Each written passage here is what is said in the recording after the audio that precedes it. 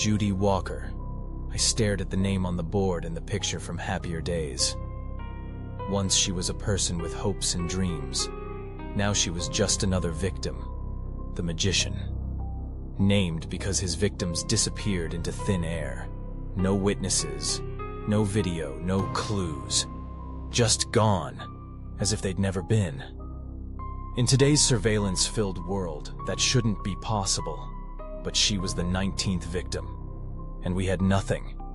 I stared at the board, looking for something, anything. Frustrated, I went for a smoke. When I returned, a single sheet of paper lay on my desk.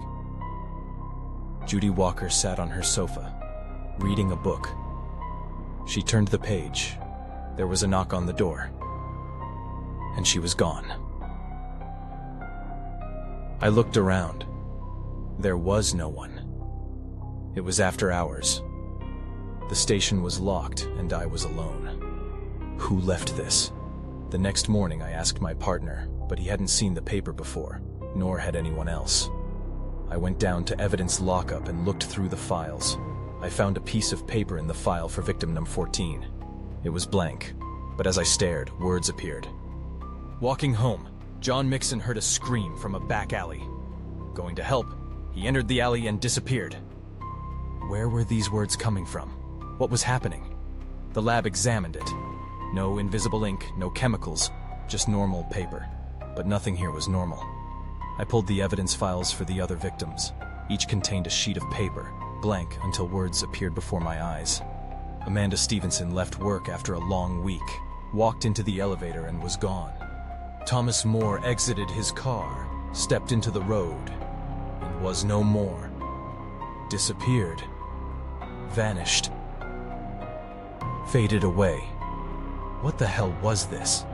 Who was taking these people? Who was the magician? Then, at last, a clue.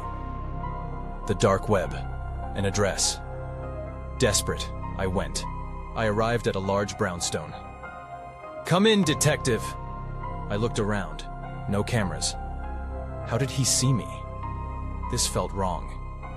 I entered the house, gun drawn.